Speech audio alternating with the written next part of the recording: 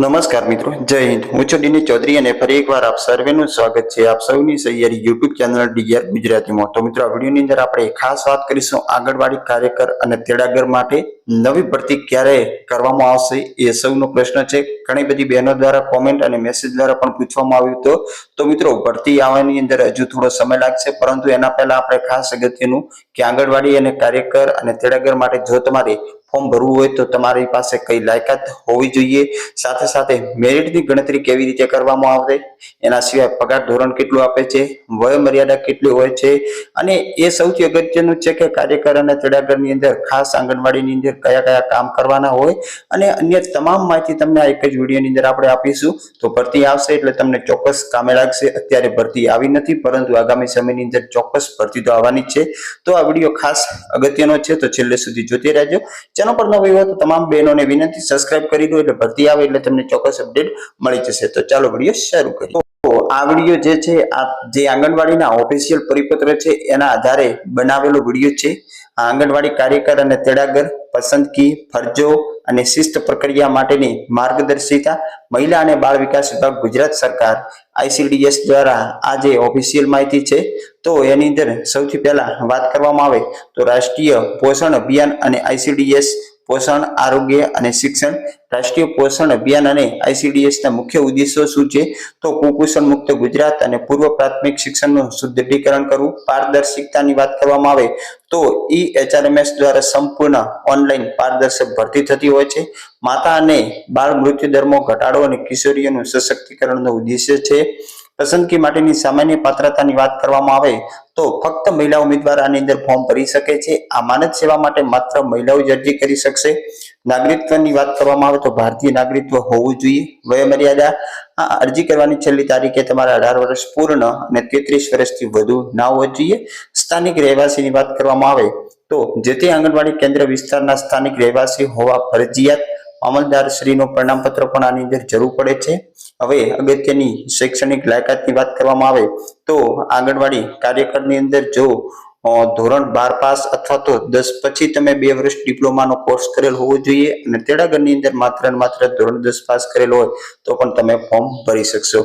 અયોગ્યતાની વાત કરવામાં આવે તો જો તમે કોઈ ગુનાહિત ઇતિહાસ અથવા પોલીસ ફરિયાદ થયેલ હોય તો ફોર્મ ના ભરી શકો। નાદાર જાહેર કરાયેલ હોય અથવા સ્થાનિક સ્વરાજ્યની સંસ્થા કે રાજકીય હોદ્દો ધરાવતા હોય તો તમે ફોર્મ ન ભરી શકો। અગત્યનું છે કાર્યકર માટેની મેરિટ ગણતરી કેવી રીતે થાય? તો ધોરણ 12 પાસના જે ટકા છે એના 20 ગુણ ગણાતા હોય। મેળવેલ ટકા પૈકી જો તમે 50% ધોરણ 12 માં લાવ્યા હોય તો અહીંયા તમારા 10 ગુણ ગણાશે। આ રીતે ટકા આધારિત ગણાય। સ્નાતક અથવા તો 2 વર્ષનો ડિપ્લોમા કરેલો હોય તો એના પણ 30 ગુણ ગણાય છે। અહીંયા તમે PTC ના અથવા તો BEd ના પણ એડ કરી શકો। અનુસ્નાતક એટલે પોસ્ટ ગ્રેજ્યુએશન ના 30 ગુણ ગણાય છે। અનામતની અંદર જો તમે SC ST OBC EWS માં આવો તો 10 ગુણ ગણાય છે, અને વિધવાના પણ 10 ગુણ ગણાતા હોય છે। એના પછી તેડાગરની જે ભરતી માટેની મેરિટ ગુણ કઈ રીતે તૈયાર થાય? તો ધોરણ 10 ના 20 ગુણ ગણાય છે। ધોરણ 12 અથવા તો 10 માં પછી ડિપ્લોમા કરેલો હોય તો એના 30 ગણાય છે। સ્નાતકના પણ 30 ગણાય છે। અનામતની અંદર જો તમે આવો તો 10 એના અને વિધવા અંગેના 10। તેડાગર માટે ખાસ અનુસ્નાતકના ગુણ લાગુ પડતા નથી। અરજીથી નિમણૂક સુધીની પ્રક્રિયા કેવી રીતે થતી હોય? તો સૌથી પહેલા જે તે જિલ્લા કક્ષાએથી વર્તમાન પત્રની અંદર જાહેરાત આવે છે। એના પછી HRMS ગુજરાત નામની વેબસાઇટ ઉપર 21 દિવસની અંદર તમારે ઓનલાઈન ફોર્મ ભરવાનું છે। એના પછી મેરિટ લિસ્ટ આવે છે। એના પછી 10 દિવસની અંદર તમારે ડોક્યુમેન્ટ વેરિફિકેશન કરાવવાનું। એના પછી CDPO દ્વારા તમને જે તે આંગણવાડીની અંદર નિમણૂક આપવામાં આવતી હોય છે। આંગણવાડી કાર્યકરની મુખ્ય ફરજો કઈ કઈ છે? તો સર્વેક્ષણ, વિસ્તારના તમામ લાભાર્થીઓનું સર્વે કરવું અને રેકોર્ડ નિભાવવું। પૂર્વ પ્રાથમિક શિક્ષણ 3 થી 6 વર્ષના બાળકોને પ્રી સ્કૂલનું શિક્ષણ આપવું। વૃદ્ધિ દેખરેખ 0 થી 3 વર્ષના બાળકનું વજન કરવું। આરોગ્ય સેવાની અંદર સગર્ભા પછી ધાત્રી માતા અને કિશોરીઓનું પૂરક પોષણ આપવું। ડિજિટલ કામગીરીની અંદર ICDS સોફ્ટવેર અને એપ્લિકેશનની અંદર ડેટા એન્ટ્રી કરવાની હોય છે। તેડાગરનું મુખ્ય કાર્ય શું હોય? તો સ્વચ્છતા એટલે કે કેન્દ્રની સફાઈ, પાણી ભરવું, વાસણ સાફ રાખવા, બાળકોની સંભાળ, બાળકોને ઘરેથી લાવવા, પરત મૂકવા, રસોઈ, ગરમ નાસ્તો અને ભોજન બનાવીને પીરસવું, સહાય, કાર્યકરની દૈનિક કામગીરીમાં મદદ કરવી, સમય પાલન, કેન્દ્રના સમય કરતા અડધો કલાક વહેલું આવવું। પછી માનદ સેવા અને જે લાભો અને રજાઓ, તો જે પ્રાસંગિક 20 દિવસની અંદર રજાઓ મળે છે। 20 દિવસ આખા વર્ષમાં, પ્રસૂતિમાં 180 દિવસ બે બાળક સુધી રજા મળે છે, ગર્ભપાતમાં 45 દિવસની એકવાર રજા મળે છે, વેકેશનની અંદર ઉનાળામાં 1.5 માસ અને દિવાળીમાં 15 દિવસ તેડાગર માટેના વેકેશન હોય છે. વીમા યોજનાની અંદર સરકાર દ્વારા તમને વીમા કવચ પણ પૂરું પાડે છે.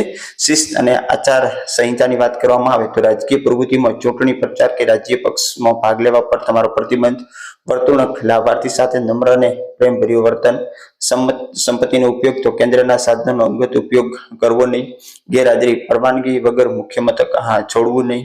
પછી કઈ તમને દંડનીય કાર્યવાહી થઈ શકે.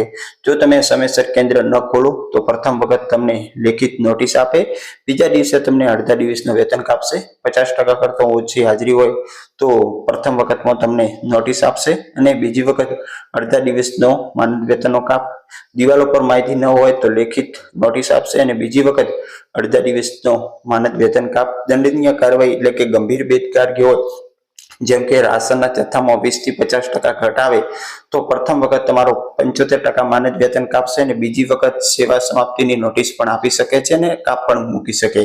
રાશનના જથ્થામાં 50% થી વધુની ઘટ આવે તો 75% કાપ પ્લસ સેવા સમાપ્તિની નોટિસ. ગ્રાન્ટનો ઉપયોગ ન કરે તો લેખિત નોટિસ અને વેતન કાપ મૂકવામાં આવશે. માનદ સેવા સમાપ્તિના કારણો કયા હોઈ શકે? તો પહેલું છે વય નિવૃત્તિ. 58 વર્ષ પૂર્ણ થતાં જ તમે નિવૃત્ત થશો. રાજકીય હોદ્દો, જો કોઈ ચૂંટણીમાં ચૂંટાવ તો 30 દિવસની અંદર રાજીનામું આપવાનું. સતત ગેરહાજરના કારણે તમને જે સેવા સમાપ્તિ થઈ શકે છે. ગંભીર ગેરરીતિ, કોઈ નાણાકીય ઉચાપત અથવા રાશનની ચોરીની અંદર પણ તમને સેવા સમાપ્તિ થઈ શકે છે. સેવા સમીક્ષા અને ફિટનેસની વાત કરવામાં આવે તો 10 વર્ષની કામગીરી પછી તમારી કામગીરીની સમીક્ષા થાય, 20 વર્ષ પછી કામગીરીની સમીક્ષા થાય, 30 વર્ષ પછી કામગીરીની સમીક્ષા થાય, 40 વર્ષે મેડિકલ ફિટનેસ સર્ટિફિકેટ, 50 વર્ષની ઉંમરે પણ મેડિકલ ફિટનેસ સર્ટિફિકેટ અને 58 વર્ષની ઉંમરે તમારી નિવૃત્તિ થતી હોય. મહત્વના ફોર્મની વાત કરવામાં આવે તો તમને વેબસાઇટ પર મળી જશે અને ખાસ અત્યારે ઓનલાઈન ફોર્મ ભરાતા હોય છે. પછી ખાસ વાત કરવામાં આવે તો આ એક માનદ સેવા છે, નોકરી નથી. પસંદગી મેરિટ આધારિત અને પારદર્શક થાય છે. શિસ્ત અને નિયમોનું પાલન અનિવાર્ય છે. રાષ્ટ્રના ભવિષ્ય બાળકોનું ઘડતર એ જ પ્રાથમિકતા છે. સુપોષિત ગુજરાત, સશક્ત ગુજરાત, ICDS ની સેવામાં જોડાઈ રાષ્ટ્ર નિર્માણમાં યોગદાન આપવું. વધુ માહિતી અને આ પરિપત્રો તમને તમામ EHRMS ની વેબસાઇટ છે ઓફિશિયલ, એની અંદર મળી જશે. એની અંદર ઘણી બધી અગત્યની માહિતી પણ આપી છે. તો તમામ બહેનો ખાસ આ જે છે આ અગત્યનો વિડીયો તમારા માટે થશે, કારણ કે આવનારી ભરતીની અંદર તમે ફોર્મ ભરશો તો તમને ઉપયોગી થશે અને ફોર્મ ઓનલાઈન ભરાય છે. એના સિવાય જે મામલતદાર શ્રીનો એક સ્થાનિક રહેઠાણ અંગેનો તમારે દાખલો કઢાવવાનો રહેતો હોય, ફોર્મ ભરાવાના શરૂ થાય એના પહેલા તમારે કરાવી દેવાનું, એટલે કે તમે એ જ આંગણવાડી વિસ્તારના છો. બાકી તમારે કોઈ પણ પ્રકારનો પ્રશ્ન હોય તો તમે નીચે મોબાઈલ નંબર આપેલા છે જેની ઉપર તમે WhatsApp દ્વારા સંપર્ક કરી શકશો અને આવી જ માહિતી તમને આપણી ચેનલ પર મળી જશે. ફરી મળીશું નવી અપડેટ સાથે નવા વિડીયોની અંદર. ત્યાં સુધી જય હિન્દ, જય Bharat. Thanks for watching and subscribe my YouTube channel DR Gujarati for more update. Thank you.